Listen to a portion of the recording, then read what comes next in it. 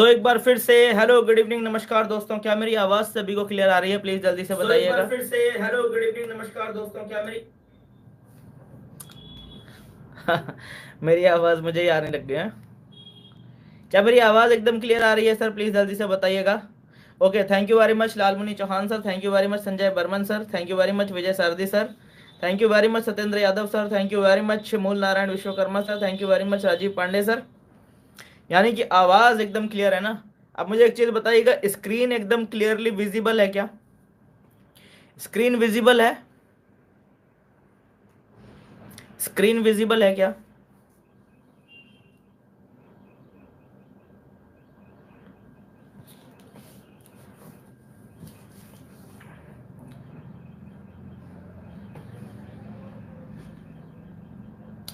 Okay, so thank you very much. यानी कि एकदम स्क्रीन भी एकदम क्लियरली विजिबल है ना? क्या बात है, बहुत बढ़िया। तो जल्दी जल्दी आ जाइए दोस्तों, आपके साथ के जो भी व्यक्ति अभी तक सेशन में कनेक्ट नहीं हो पाए हैं उन्हें जल्दी से बता दीजिए सेशन में कनेक्ट होने के लिए, जल्दी से उनको इन्फॉर्म कर दीजिए कि सेशन स्टार्ट हो चुका है।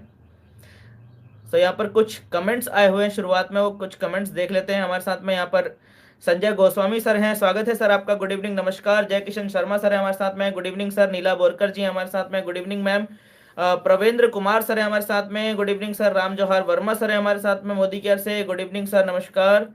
हमारे साथ भद्रेश माची माची सर हैं, स्वागत है सर आपका, गुड इवनिंग नमस्कार सर। हमारे साथ में जितेंद्र कुमार सर हैं करणपुर नवादा से, स्वागत है सर आपका, गुड इवनिंग नमस्कार। संतोष शाह सर है हमारे साथ में, good evening sir. Roshan Singh sir है हमारे साथ में, गुड इवनिंग सर। हमारे साथ में नेटवर्कर मूल नारायण विश्वकर्मा सर हैं डीएक्सन कंपनी से, स्वागत है सर आपका, गुड इवनिंग नमस्कार सर। गौतम प्रस्ती सर है हमारे साथ एटॉमिक कंपनी से, स्वागत है सर आपका, गुड इवनिंग। हमारे साथ में नेटवर्कर उमेश प्रसाद मोदी सर हैं ईडब्ल्यूपीएल से, स्वागत है सर आपका, गुड इवनिंग नमस्कार। पवन कुमार सर है हमारे साथ में अमृतसर से, स्वागत है सर आपका, गुड इवनिंग नमस्कार। संजय लिंडा सर है हमारे साथ ओरियंस ग्लोबल मार्केटिंग से, स्वागत है सर आपका, good evening. Rajiv Pandey sir है हमारे साथ में, स्वागत है सर आपका, गुड इवनिंग। यानी कि काफी सारे लीडर्स अभी सेशन में आ चुके हैं, जो अभी तक सेशन में नहीं आ पाए हैं उन्हें जल्दी से शेयर करके उनको इन्फॉर्म कर दीजिए, बुला लीजिए, मैसेज कर दीजिए, कॉल करके उनको फटाफट से सबको इकट्ठा कर लीजिए ताकि हम आज के सेशन को टाइमली शुरू कर सके। तो जैसा कि दोस्तों आज हम देख रहे हैं, आज है रिटेल मास्टर ट्रेनिंग का डे 2 और आज के दिन भी कुछ बहुत नया नहीं बताने वाले हैं। वो जो कल जानकारियां चल रही थी वही जानकारियां आज कंटिन्यू होने वाली हैं। यानी कि नए कस्टमर्स कैसे बनाने हैं, क्या हमारा तरीका होना चाहिए, क्या हमारी अप्रोच होनी चाहिए, क्या हमारी स्ट्रेटेजी होनी चाहिए, उसके ऊपर ही आज बात होने वाली है। जहां से कल का टॉपिक खत्म हुआ था वहीं से आज का टॉपिक शुरू होगा। तो सबसे पहले एक बार हम 2 मिनट के अंदर में एक बार रिपीट कर लेते हैं कि कल के सेशन में क्या हुआ था। सबसे पहले शुरुआत में हमने बात करी थी 5 बिगेस्ट चैलेंजेस। एक जो डायरेक्ट सेलर के सामने जो सबसे बड़े चैलेंजेस आते हैं कि हमारे प्रोडक्ट की कोई ब्रांड इमेज नहीं होती है प्रोस्पेक्ट के माइंड में, ये बड़ा चैलेंज है। एमएलएम बिजनेस के बारे में बहुत सारे लोगों के दिमाग में गलत इमेज बनी हुई है, ये एक बड़ा चैलेंज आता है हमारे सामने। और there are so many products, there are so many options, हमारे प्रोस्पेक्ट के सामने बहुत सारे प्रोडक्ट्स हैं, बहुत सारे ऑप्शंस हैं और उनमें से बहुत सारे प्रोडक्ट तो डायरेक्ट सेलिंग प्रोडक्ट्स के कंपैरिजन में थोड़ा सस्ते भी होते हैं। तो ये एक बड़ा चैलेंज होता है डायरेक्ट सेलर्स के सामने। और एक और बड़ा चैलेंज होता है कि जब हम ज़्यादा पुश करने लगते हैं अपने प्रोस्पेक्ट्स को तो प्रोस्पेक्ट्स हमसे दूरी बनाना शुरू कर देते हैं, ये एक बड़ा चैलेंज आता है। तो इसको कैसे ओवरकम करेंगे? और जो सबसे बड़ा चैलेंज है वो है कि नॉलेज और स्किल्स की कमी होती है। ज़्यादातर डायरेक्ट सेलर्स जब शुरुआती फेज में काम कर रहे होते हैं तो नॉलेज और स्किल्स की बहुत भारी कमी होती है, जो कि ट्रेनिंग ले लेके मार्केट में जा जाके लोगों से बात कर करके ये जो कमी है ये दूर होने वाली है ना? तो ये सारे चैलेंजेस होते हैं हमारे सामने और इन चैलेंजेस को ओवरकम करने के लिए बहुत सारे नेटवर्कर्स को देखा है कि सोशल मीडिया का बहुत एक्सेस में इस्तेमाल कर रहे हैं। आज की डेट में प्रोडक्ट्स की इमेजेस अपने सोशल मीडिया पर डालते रहते हैं, छोटी मोटी वीडियोस बना के प्रोडक्ट यूज़ करते हुए कुछ वीडियो शूट करके और उसके बेनिफिट्स बता के सोशल मीडिया पे शेयर करते रहते हैं। टेस्टिमनीज, प्रोडक्ट्स के रिगार्डिंग जो टेस्टिमनीज है उन्हें सोशल मीडिया के ऊपर, व्हाट्सएप के ऊपर, फेसबुक के ऊपर शेयर करते रहते हैं। बहुत सारे फेसबुक ग्रुप्स ज्वाइन कर लेते हैं बहुत सारे नेटवर्कर्स और वहाँ से लोगों से बातचीत करके रेपो बिल्ड करने की कोशिश करते हैं। और बहुत सारे नेटवर्कर्स क्या करते हैं, व्हाट्सएप मैसेजेस भेजना शुरू कर देते हैं अपने फ्रेंड्स को, अपने रिलेटिव्स को, प्रोडक्ट की इमेजेस भेजना शुरू कर देते हैं, प्रोडक्ट के बेनिफिट्स उनको बताना शुरू कर देते हैं। और कई लोग तो इनसे भी एक कदम आगे निकल जाते हैं, फेसबुक पर जाके कंपनी के नाम से पेज ओपन कर देते हैं और वहाँ से सेल्स जनरेट करने की कोशिश करते हैं। यानी कि ये सारा का सारा काम जो कर रहे हैं सोशल मीडिया का एक्सेस में इस्तेमाल कर रहे हैं, और पूरा का पूरा जो हमारे पास जो चैलेंजेस हैं वो सारे चैलेंजेस को सोशल मीडिया के माध्यम से ओवरकम करने की कोशिश कर रहे हैं। बट द फैक्ट इज ये सारे जो तिकड़मबाजियां हैं ये काफ़ी नहीं हैं उन सारे चैलेंजेस को ओवरकम करने के लिए। उन सारे चैलेंजेस को ओवरकम करने के लिए हमें वही ट्रेडिशनल तरीका अपनाने की ज़रूरत है जो ट्रेडिशनल तरीका आज से पहले हमारे सीनियर्स और उनके सीनियर्स अपनाते हुए आए हैं। वो तरीका जिस तरीके का इस्तेमाल करके हज़ारों लाखों लोगों ने सेल्स की फील्ड में नाम कमाया है, पैसा कमाया है, दौलत कमाया है, शोहरत कमाया है, वही तरीका हमें अपनाने की ज़रूरत है। वो तरीका आज से पहले भी उतना ही कारगर था और आज भी उतना ही कारगर है, क्योंकि वो तरीका बेस्ड है इंसान की इंसानी फितरत के ऊपर बेस्ड है। इंसान के जो बिहेवियर होता है, ह्यूमन टेंडेंसी जो होती है, उसके ऊपर वो सारे तरीके टेक्निक्स बेस्ड होती हैं। तो वो टेक्निक्स हमेशा से कारगर थी, कारगर हैं और आगे भी कारगर रहने वाली हैं। तो उसके बारे में जब हम बात कर रहे थे तो हमने बात करी थी कि बेसिकली दो तरीके से आप अप्रोच कर सकते हैं अपने न्यू प्रॉस्पेक्ट्स को, अपने रिटेल कस्टमर्स बनाने के लिए दो आप अप्रोचेस पकड़ सकते हैं कि या तो आप प्रॉस्पेक्ट के पास जाके बात कर सकते हैं या फिर प्रॉस्पेक्ट को अपने पास बुला के हम बात कर सकते हैं। जब हम प्रॉस्पेक्ट के पास जाते हैं तो हमें तीन खास बात ध्यान रखनी चाहिए। एक तो हमारे पास में एंट्री प्रोडक्ट होना चाहिए, दूसरा हमें प्रॉस्पेक्ट की कैटेगरी का ध्यान रखने की ज़रूरत है, तीसरा हमें टाइम की पंक्चुअलिटी का ख्याल हमेशा रखना ज़रूरी होता है। और जब हम प्रॉस्पेक्ट को अपने पास बुला रहे होते हैं तो जहाँ पर भी हम बुला रहे हैं वहाँ पर हमें एक फेवरेबल इन्वायरमेंट क्रिएट करना जरूरी है, जिसके बारे में कल डिटेल में बात हुई थी। उसके बाद हमने बात करे थे कि कुछ ऐसे important points to keep in mind before building your retail customers network. जब हम रिटेल कस्टमर्स का नेटवर्क बनाते हैं तो कुछ इंपॉर्टेंट पॉइंट्स हैं जिनको हमें अपने दिमाग में रखना जरूरी है। कुछ हमने कल डिस्कस करे थे, कुछ हम आज के सेशन में डिस्कस करेंगे। जो हमने कल डिस्कस करे थे वो क्या है कि 90% केसेस में आपका प्रॉस्पेक्ट वही सेम प्रोडक्ट लेकिन किसी और ब्रांड का ऑलरेडी यूज कर चुका होता है या यूज कर रहा होता है। तो ये चीज आपको ध्यान में रखनी जरूरी है, ठीक है, ताकि उसके अकॉर्डिंग ही हम बात करें। हमें ये नहीं समझना चाहिए कि हमारे कस्टमर को कुछ पता नहीं है या हमारा कस्टमर कुछ जानता नहीं है या वो बिल्कुल ही भोला है। ऐसा नहीं होता है। आज की डेट में सोशल मीडिया के ज़माने में इंटरनेट 5G की जनरेशन आ चुकी है, गूगल में सब कुछ अवेलेबल है, तो लोग क्या है जानकारी रखते हैं अपने पास में। तो हमको ये चीज़ समझनी चाहिए। तो इसलिए हमें झूठी बातें या बढ़ा चढ़ा के बातें नहीं करनी चाहिए। दूसरा जो एक इम्पॉर्टेंट पॉइंट है कि आपका प्रॉस्पेक्ट आपसे कोई भी छोटे से छोटा प्रोडक्ट भी तब लेता है जब उसे ये विश्वास हो जाता है कि उसे आफ्टर सेल्स सर्विस और सपोर्ट इजीली और परमानेंटली मिलेगा। यानी कि अच्छा, अगर आपको खिलाड़ी बनना है, एक तगड़ा खिलाड़ी बनना है इस फील्ड का, तो सिर्फ सेल करना इंपॉर्टेंट नहीं है, बल्कि उससे भी ज़्यादा इंपॉर्टेंट है आफ्टर सेल सर्विस और सपोर्ट आप कैसा दे पाते हैं अपने कस्टमर्स को। ये बहुत ज़्यादा इंपॉर्टेंट फैक्टर है। और तीसरा इसके अंदर बात आती है कि किसी भी व्यक्ति को अपना रिटेल कस्टमर बनाने से पहले उसका सोशल स्किल अपने माइंड में क्लियर कर लें कि आदमी का सोशल स्किल क्या है। उसके अकॉर्डिंग ही आप सामने वाले को प्रोडक्ट पिच करेंगे। और फिर हमने आपको एक फंडा बताया था, बैगर, सेलर, ट्रेलर और टेलर और एजुकेटर। ये बिहेवियर बताए थे हमने कि जब मार्केट में जब डायरेक्ट सेलर्स काम करते हैं तो डायरेक्ट सेलर्स के जो बिहेवियर होते हैं, अलग अलग बिहेवियर के डायरेक्ट सेलर्स होते हैं ना, तो उनमें से बहुत सारे डायरेक्ट सेलर्स बैगर जैसा बिहेवियर करते हैं, भिखारी वाला, मतलब रिक्वेस्ट करते हैं, रिक्वेस्ट करते हैं, रिक्वेस्ट करते हैं, रिक्वेस्ट कर रहे होते हैं, एकदम गिर पड़ते हैं अपने प्रॉस्पेक्ट के सामने। तो वैसी वाली हरकतें नहीं करनी है हमको। कुछ डायरेक्ट सेलर्स हैं वो सेलर वाला एटीट्यूड होता है, उन्हें सिर्फ बेचने से मतलब है, जैसे तैसे चिपकाने से मतलब है, जैसे तैसे प्रोडक्ट बेचने से ही मतलब है उनको। तो हमें वैसा भी नहीं बनना है, ठीक है, क्योंकि वैसा करने से क्या होगा, आप एक बार किसी को सामान दे देंगे लेकिन वो कस्टमर को आप दोबारा प्रोडक्ट नहीं चिपका पाएंगे। आप किसी को एक बार बेवकूफ़ बना सकते हैं, बार बार बेवकूफ़ नहीं बना सकते। तीसरी क्या चीज़ है, एक होता है टेलर। टेलर क्या काम करता है, वो कुछ अपने प्रोडक्ट से रिलेटेड कुछ इन्फॉर्मेशन उसने ऑलरेडी अपने दिमाग में फीड कर रखी होती हैं। तो वो क्या करता है, अपने दिमाग में जो उसने भर रखा होता है उसे उड़ेल के आ जाता है, जहाँ जहाँ जाता है वहाँ वहाँ अपने दिमाग में भरा हुआ उड़ेल के आ जाता है बस। उसको इससे ना आगे कुछ समझ में आता है ना पीछे कुछ समझ में आता है, बस वो जाता है हर किसी के पास जाके उड़ेल के आ जाता है। टेलर है वो जाके टेल करके आ जाता है, हमेशा हर जगह जाता है, उड़ेल के आ जाता है, उड़ेल के आ जाता है, उड़ेल के आ जाता है, उड़ेल के आ जाता है। तो उसको भी बहुत ज़्यादा रेस्पॉन्स नहीं मिलता, क्योंकि उसे नहीं पता है कि कस्टमर को चाहिए क्या, कस्टमर की रिक्वायरमेंट क्या है, कस्टमर आपसे क्या एक्सपेक्ट कर रहा है। उसे इस बात से कोई मतलब नहीं है, उसको सिर्फ जो उसके दिमाग में भरा गया है उसको सिर्फ उसे उड़ेलने से मतलब है, तो वो सिर्फ जाके उड़ेल के आ जाता है। तो ऐसे में भी बहुत बड़ी सक्सेस हमको नहीं मिल पाती। डायरेक्ट सेलिंग बिजनेस के अंदर हमको एक स्ट्रॉन्ग रिटेल नेटवर्क बनाना है, तो हमें क्या बनने की जरूरत है, एजुकेटर बनने की जरूरत है, लोगों को शिक्षित करने की जरूरत है, लोगों को जागरूक करने की जरूरत है, लोगों की मदद करने की जरूरत है, लोगों के लिए एक हेल्पिंग हैंड बनने की जरूरत है। तब जाके लोग जब हम पे ट्रस्ट कर पाते हैं तो लोग आपसे प्रोडक्ट लेना भी पसंद करते हैं, लोग आपको फिर बेचना नहीं पड़ता, लोग आपसे खुद ही ले लेते हैं। तो ये चीजें हैं। इसके आगे हमने बात करी थी कि हमेशा अपने प्रोस्पेक्ट को ये पॉइंट्स जरूर बताएं। कुछ चीजें ऐसी हैं जो कि अपने प्रोस्पेक्ट को अगर आप जानबूझ के बताएं, पहले से बता देंगे, तो बाद में आपको दिक्कतों का सामना नहीं करना पड़ेगा। पहले से बता देनी चाहिए कुछ चीजें।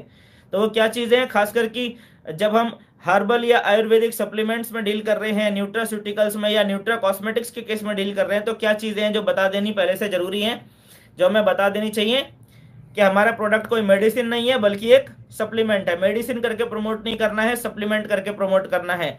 सेकंड पॉइंट, हमारा प्रोडक्ट डिजीज पे काम नहीं कर रहा है बल्कि हमारा प्रोडक्ट शरीर पे काम कर रहा है। कई लोग जो है अपने कस्टमर्स को क्लियर नहीं करते, तो कस्टमर के माइंड में क्या आता है, एक गलत फहमी पैदा हो जाती है कि ये इस प्रोडक्ट को खाने से डिजीज ठीक होगा।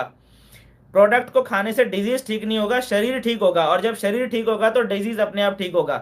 तो प्रोडक्ट कभी भी डिजीज पर काम नहीं कर रहा है बल्कि शरीर पर काम कर रहा है, ये बताना जरूरी है। ठीक है। इसको बताने का फायदा ये होता है कि जब आप ये चीज बताते हैं तो आप अपने प्रोस्पेक्ट के दिमाग में एक चीज क्लियर करते हैं कि जिस तरीके से शरीर एक दिन में बीमार नहीं पड़ा है, तुरंत बीमार नहीं पड़ता शरीर, शरीर में बहुत तगड़ी इम्यूनिटी पावर होती है ना, तो शरीर एक दिन में बीमार नहीं पड़ता। तो जिस तरीके से शरीर को बीमार होने में टाइम लगा है ना, ऐसे ही शरीर को रिकवर होने में भी टाइम लगता है। इसलिए आपको प्रोडक्ट लंबे समय तक खाने की जरूरत होती है। तो ये चीज समझानी जरूरी है, तभी आपका प्रोडक्ट, आपका जो प्रोस्पेक्ट है, आपका जो कस्टमर है, वो लंबे समय तक प्रोडक्ट को यूज करेगा, जब आप ये बात दिमाग में सेट करेंगे। तीसरी बात आती है कि हमारा प्रोडक्ट टेस्ट या स्मेल को ध्यान में रखकर नहीं बनाया गया। ये बात बार बार बताना जरूरी है, क्योंकि कई बार आपका प्रोस्पेक्ट आपके प्रोडक्ट्स को इसलिए रिजेक्ट कर देता है या आपको रिटर्न कर देता है कि उसको टेस्ट समझ में नहीं आ रहा होता है। तो आपने यही बताना है कि सर ट्रेडिशनल मार्केट में प्रोडक्ट्स को न्यूट्रिशन ध्यान में रखकर नहीं बनाया जाता बल्कि टेस्ट ध्यान में रखकर बनाया जाता है, क्योंकि उन्हें आपकी सेहत से कोई मतलब नहीं होता है, उन्हें सिर्फ अपना प्रोडक्ट ज़्यादा से ज़्यादा आपको बेचने से मतलब होता है। लेकिन हमारी कंपनी के अंदर में प्रोडक्ट जो है वो टेस्ट या स्मेल को ध्यान में रखकर नहीं बनाया जाता है, बल्कि प्रोडक्ट की न्यूट्रिशनल वैल्यू को ध्यान में रखते हुए बनाया जाता है, ताकि ये प्रोडक्ट जब आप खाएं तो आप इसके टेस्ट आपको इसकी टेस्ट की आदत तो 10 15 20 दिन में लगी जाएगी, उसमें कोई बड़ी बात नहीं है। लेकिन आपको जो इस प्रोडक्ट के अंदर न्यूट्रिशन वैल्यू मिलने वाली है, वो न्यूट्रिशनल वैल्यू आपको ट्रेडिशनल मार्केट के किसी भी प्रोडक्ट में कभी भी नहीं मिलने वाली है। तो ये चीज ठोक के बताना जरूरी होता है। इसके बाद ये सारी चीजें पहले बतानी है आपने, प्रोडक्ट बेचने से पहले जब आप अपने प्रोडक्ट्स को एक्सप्लेन कर रहे हैं तब ये चीज़ें बता देनी है, ताकि आपके कस्टमर के माइंड में किसी भी प्रकार का कोई कंफ्यूजन ना रहे, उसको चीज़ें एकदम क्लियर हों, ताकि बाद में आपको जो दिक्कतें आती हैं कि आप प्रोस्पेक्ट आपका प्रोडक्ट यूज़ नहीं कर रहा होता है, प्रोस्पेक्ट आके आपको बोलता है कि सर मैंने इसको 15 दिन से खा रहा हूँ, मुझे कुछ फ़ायदा नहीं हो रहा है। प्रोस्पेक्ट हमको आके सामने से बोल रहा होता है आप डॉक्टर हो क्या जो आप ये प्रोडक्ट रिकमेंड कर रहे हो। तो इस तरह की प्रॉब्लम्स आपको मार्केट में नहीं फेस होती जब आप ये सारी बातें पहले से बताते हो। ठीक है। इसके बाद चौथा बड़ा पॉइंट क्या आता है कि बहुत ज़्यादा बढ़ा चढ़ा के अपने प्रोडक्ट की हाइप क्रिएट नहीं करनी है। अगर आपका प्रोडक्ट में 10 बेनिफिट है तो आपने 9 ही बताने हैं, ताकि जब आपका प्रोडक्ट 9, आपके प्रोस्पेक्ट को जब 9 बेनिफिट्स के बारे में पता होगा और वो प्रोडक्ट यूज़ करेगा, और जब उसको 9 की जगह 10 फायदा मिलेंगे, एक एडिशनल फायदा मिलेगा, तो उसे खुशी होगी, उसे बहुत ज़्यादा, उसकी उम्मीद पे वो प्रोडक्ट तो खरा उतरेगा, उसकी उम्मीद से बेहतर साबित होगा प्रोडक्ट, है ना। लेकिन कुछ डायरेक्ट सेलर्स उल्टा कर रहे होते हैं, प्रोडक्ट में 10 बेनिफिट्स हैं तो वो 20 बताते हैं, बढ़ा चढ़ा के कुछ ऐसी चीज़ें भी बता देते हैं जो कि एक्चुअल में प्रोडक्ट का फीचर है नहीं। तो आप क्या कस्टमर्स की उम्मीदें बहुत ज़्यादा बढ़ा देते हैं प्रोडक्ट से, अब बाद में जब कस्टमर उस प्रोडक्ट को यूज़ करता है और उतना उसको वैसा फीचर्स वैसे बेनिफिट्स नहीं मिलते जो आपने पहले क्लेम किए थे, तो उसको क्या होता है, डिसअपॉइंटमेंट होती है। उसको लगता है कि उसको मिसगाइड किया गया है, उसको ठग लिया गया है, उसको गलत प्रोडक्ट, खराब प्रोडक्ट बेच दिया गया है। इस तरह की फीलिंग उसके मन में आने लग जाती है। तो हमें अपने प्रोडक्ट कभी भी बढ़ा चढ़ा के अपने प्रोडक्ट की हाइप क्रिएट नहीं करनी है। जो जेन्युइन बात है, जो रियल बात है, जो एक्चुअल में लोगों को बेनिफिट्स मिल रहे हैं, सिर्फ वही बात करनी है। और अपनी बात को सपोर्ट करने के लिए पीछे से आपने रियल फैक्ट्स और टेस्टिमोनियल्स के आधार पर अपनी बातें रखनी है। अपनी जो भी आप बात कर रहे हैं, जो भी प्रोडक्ट के बारे में आप दावा कर रहे हैं, क्लेम कर रहे हैं, जो भी चीज़ आप बता रहे हैं, पीछे से आपने कुछ टेस्टिमोनियल्स जरूर ऐड करने हैं ताकि आपकी बात पे ज़्यादा बिलीव हो पाए। तो ये सारी बातों का ख्याल रखना ज़रूरी है हमें। इसके बाद वन टाइम कस्टमर की तरह डील करते हैं आप अपने प्रोस्पेक्ट को, या डेली कस्टमर की तरह। अगर आप डायरेक्ट सेलिंग बिजनेस में लंबा खेलना चाहते हैं तो आपको अपने प्रोस्पेक्ट को डेली कस्टमर की तरह डील करना है। आपने उसको एक बार किसी तरीके से प्रोडक्ट बेच दूं, इसको किसी तरीके से एक बार काट दूं, इसको किसी तरीके से एक बार ये सामान खरीद ले और मेरा एक बार चेक बन जाए, जैसे भी तैसे भी करके, आपकी ये अप्रोच नहीं होनी चाहिए। वन टाइम कस्टमर की तरह आपने डील नहीं करना होता है अपने प्रोस्पेक्ट को। आपने अपने प्रोस्पेक्ट को डेली कस्टमर की तरह डील करना होता है। तो उसके क्या फीचर्स हैं, क्या क्या चीज़ों का आपने ध्यान रखना होता है, वो सारी बातें कल हमने डिस्कस किया था। सेंसिबल प्रॉफिट मार्जिन रखना है, सेंसिबल ऑफर्स एंड डिस्काउंट्स अपने कस्टमर्स को देते रहने हैं। Quality must be good and very good, या तो आपने अच्छी या फिर बहुत अच्छी क्वालिटी में ही डील करना है। खराब क्वालिटी के प्रोडक्ट्स अपने प्रोस्पेक्ट्स को आपने नहीं बेचने हैं फायदे के चक्कर में। और आफ्टर सेल्स फॉलोअप करते रहना है, कस्टमर को लगातार सपोर्ट आपने देते रहना है, यानी कि आपने कस्टमर के लिए हमेशा अवेलेबल रहना है। किसी भी तरह की कोई प्रॉब्लम आती है आपको हमेशा अवेलेबल रहना है और कस्टमर का फीडबैक लगातार लेते रहना है। तो ये सारी चीजें हैं आपने करनी है, ठीक है। डेली कस्टमर आपने उसको लगातार अपने साथ टिका के रखना है अपने कस्टमर को, इसलिए आपको ये सारी चीजें, ये सारी एक्टिविटीज आपने करनी है, ये सारे पॉइंट्स का आपने ख्याल रखना है। इसके बाद हमने कल बात करी थी कि प्रोडक्ट को एमआरपी पे ही कैसे बेचे, क्योंकि बहुत सारे लीडर्स को, बहुत सारे लोगों को हमने देखा है कि वो प्रोडक्ट को डीपी प्राइस में बेचते रहते हैं और उन्हें ऐसा लगता है कि यार हम प्रोडक्ट को डीपी प्राइस पर बेचकर समाज का भला कर रहे हैं या किसी का अच्छा कर रहे हैं। देखो, प्रोडक्ट को डीपी प्राइस पर बेचने से हो सकता है आप किसी एक आदमी का फायदा कर रहे हो, जो आदमी उस प्रोडक्ट को खरीद रहा हो सकता है आप उसका फायदा कर रहे हो, लेकिन उस एक आदमी का फायदा करने के चक्कर में आप आने वाली जो पीढ़ी है, जो आपकी जो टीम है, उसमें डुप्लीकेशन गलत कर रहे हैं। आपकी टीम में डुप्लीकेशन गलत जाएगा, ना तो आप रिटेल मार्जिन कमा रहे हैं, ना आप अपनी टीम को सिखा पाएंगे कि रिटेल मार्जिन कैसे कमाना है। तो प्रोडक्ट को एमआरपी पे कैसे बेचें, यानी कि आपके प्लान में जो रिटेल इनकम बताई जाती है, वो रिटेल इनकम कैसे कमाएं, कैसे अपना रिटेल मार्जिन बचाएं और बढ़िया तरीके से मार्केट में इतना कंपटीशन होने के बावजूद भी अपना रिटेल मार्जिन कैसे निकालें, उसके लिए हमें क्या करने की जरूरत है।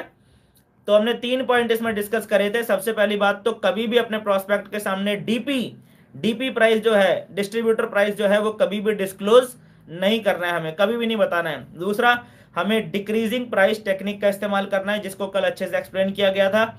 तो जिनको याद है बहुत अच्छी बात है, जिनको याद नहीं है वो कल का सेशन रिपीट देख लेना। और तीसरा हमने पॉइंट इसमें बात किया था कि अपने जो मेन जो प्रोडक्ट्स हैं, बढ़िया वाले जो प्रोडक्ट्स हैं, जो मोस्ट डिमांडिंग प्रोडक्ट्स हैं, उनको अनअवेलेबल रखिए। जिनकी डिमांड सबसे ज़्यादा आती है उनकी हाइप और ज़्यादा क्रिएट करें और लोगों को बताइए कि सर ये प्रोडक्ट इतना ज़्यादा हाईली डिमांड में रहता है कि अवेलेबल ही करना मुश्किल है। अगर आपको 15 दिन बाद ये प्रोडक्ट चाहिए तो आपको आज इसकी बुकिंग करवानी पड़ेगी, तब आपको 15 दिन के बाद ये प्रोडक्ट अवेलेबल रहता है। तो ये चीज़ें आपने इस तरीके से अपने प्रोडक्ट की हाइप बनानी है, अपने प्रोडक्ट की रेपो ऊपर की तरफ रखनी है, ताकि आपका प्रोस्पेक्ट इस प्रोडक्ट को लेकर सीरियस रहे, आपके प्रोडक्ट्स को लेकर पेमेंट के टाइम पे आनाकानी ना करे, ठीक है। तो ये चीज़ों का ख्याल रखना है आपने कि प्रोडक्ट को एमआरपी पे कैसे बेचें, उसका ये टेक्निक है। और एमआरपी पे अपने प्रोडक्ट्स को, रिटेल कस्टमर्स को अपने प्रोडक्ट्स एमआरपी पे देना ये बहुत ज़्यादा ज़रूरी है। एमआरपी पे देने का मतलब ये है कि आपने डीपी पर नहीं देना है, डीपी से ऊपर ही आपने देना है। मान लीजिए आपके प्रोडक्ट का एमआरपी है 200 रुपये और डीपी है 170 रुपये, ठीक है। तो आपने जो प्रोडक्ट है वो 170 में नहीं देना। आप जो एमआरपी है 200 रुपये, जो उसका एमआरपी है, उस पर आप भले ही आप 2%, 3%, 5% का डिस्काउंट दे दो, चलेगा। अगर आपने 200 पे अगर आपने 5% का डिस्काउंट दे भी दिया तो भी वो 190 हो गया ना।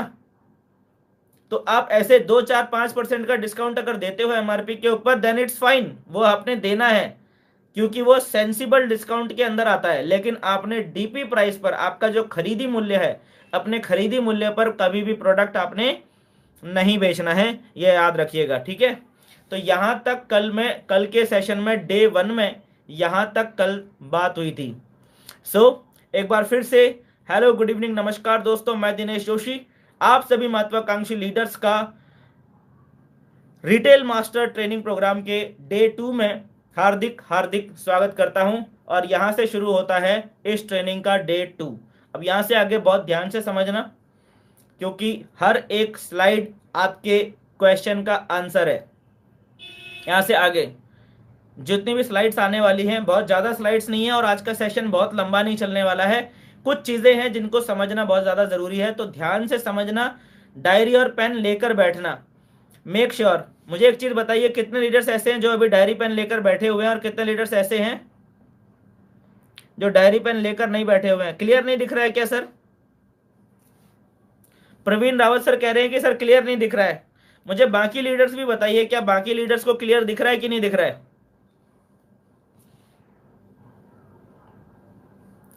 बाकी लीडर्स भी जरा बताइएगा सर, क्लियर दिख रहा है या नहीं दिख रहा है?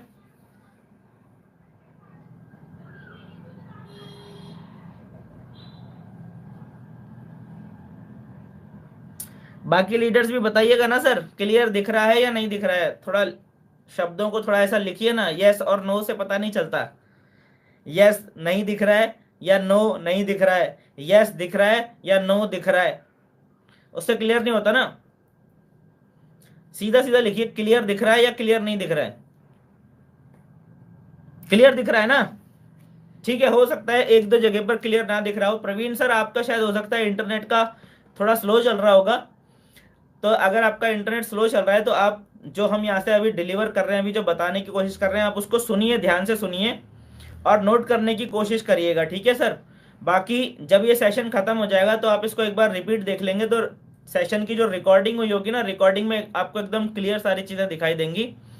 तो अभी आप सुन के नोट करने की कोशिश करिएगा जिनको अभी क्लियर नहीं दिखाई दे रहा है, ठीक है। चलिए, okay, so thank you very much.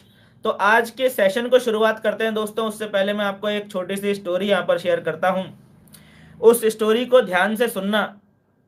एक स्टोरी आप लोगों से शेयर कर रहा हूँ, एक स्टोरी मैं कल भी शेयर करूँगा, एक स्टोरी मैं अभी शेयर कर रहा हूँ।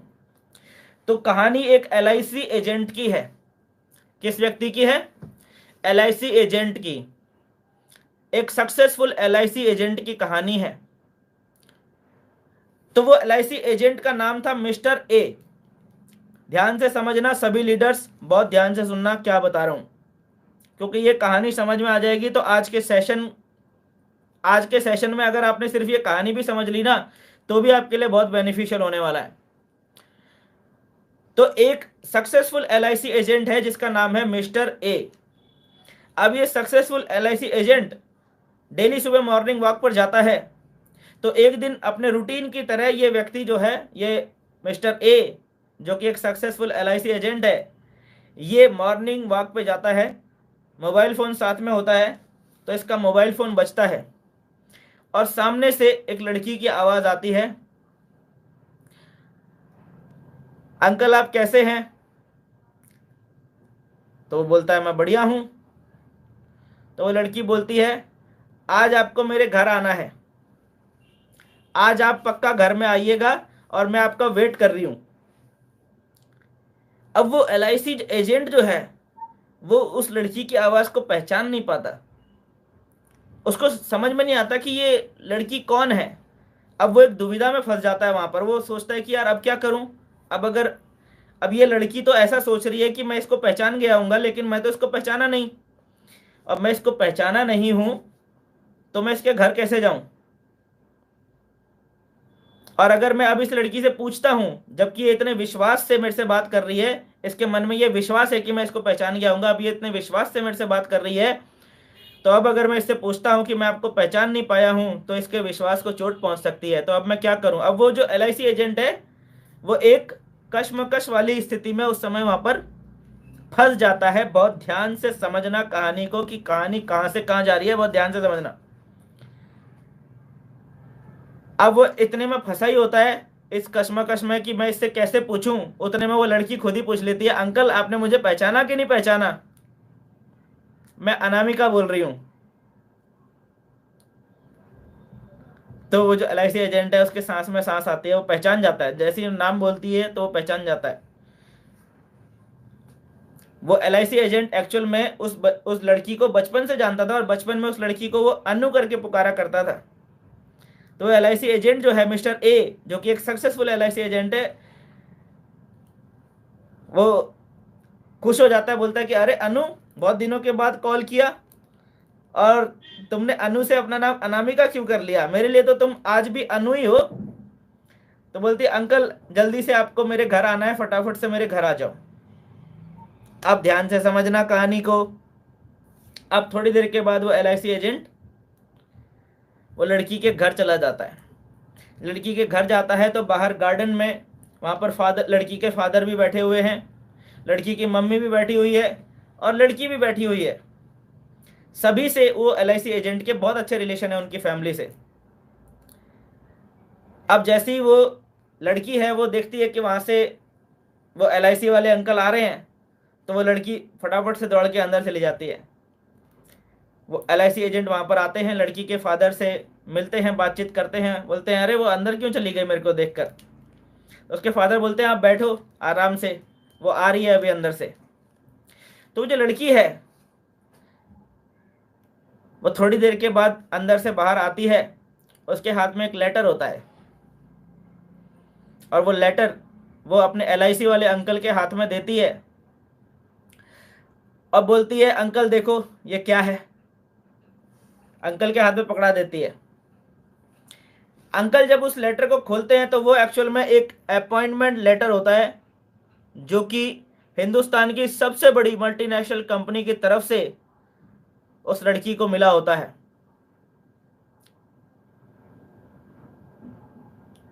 यानी कि हिंदुस्तान की सबसे बड़ी मल्टीनेशनल कंपनी के अंदर एक टॉप क्लास का पैकेज, जहां पर उसका एनुअल पैकेज 60 लाख रुपए से ऊपर का होता है, उस पैकेज पे उस लड़की को जॉब मिल गई होती है।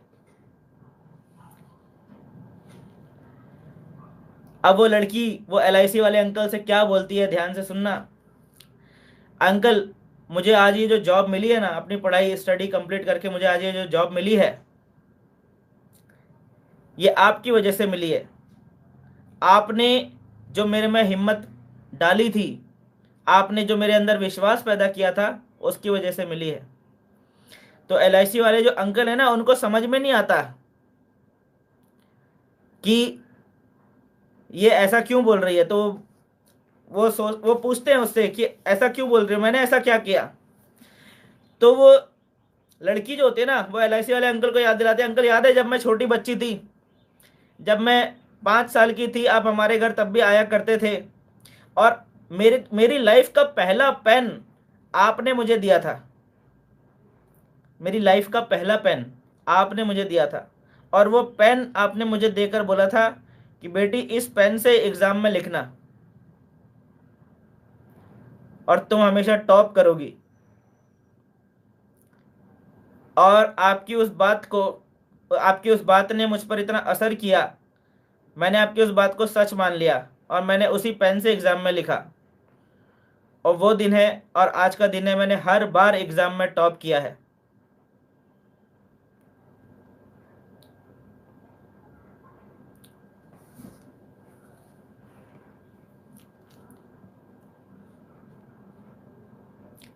वो LIC एजेंट को समझ में नहीं आता कि मैं क्या करूं, मैं क्या बोलूं।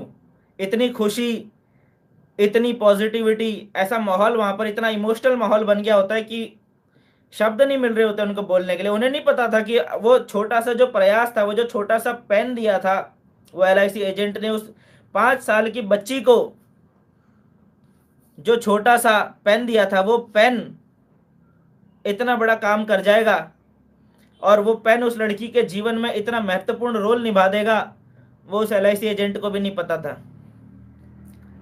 हम सभी लोग सेल्स की फील्ड के लोग हैं, हम सेल्स की लाइन में हैं,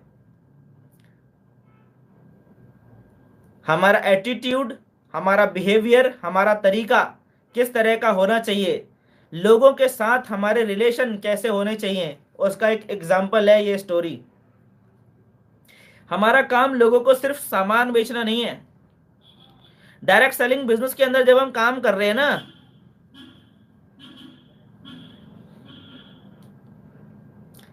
तो हमारा काम सिर्फ सामान बेचना नहीं है, हमारा काम है लोगों से लाइफ लॉन्ग रिलेशंस बिल्ड करना, लाइफ लॉन्ग रिलेशंस। और वहां पर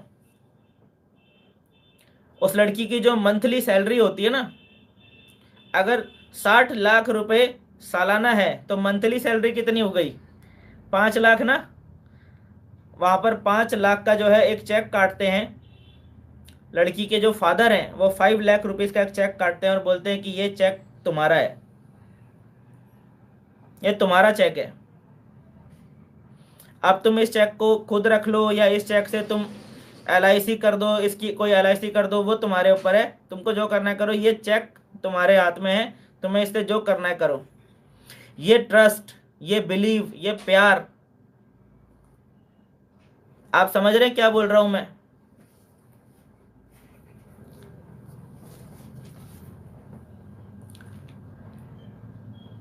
ऐसे रिलेशन बिल्ड करने होते हैं।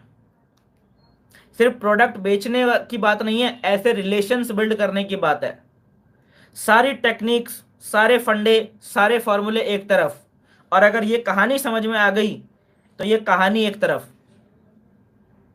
अगर आप इस कहानी को समझ गए, इसके मर्म को समझ गए और इससे जो मैसेज मिला है अगर उसको आपने अपने जीवन में आत्मसात कर लिया, तो सारी की सारी ट्रेनिंग, सारी एजुकेशन, सारी किताबें, सारे ट्रेनर्स की सारी बातें सब एक तरफ हो जाएंगी।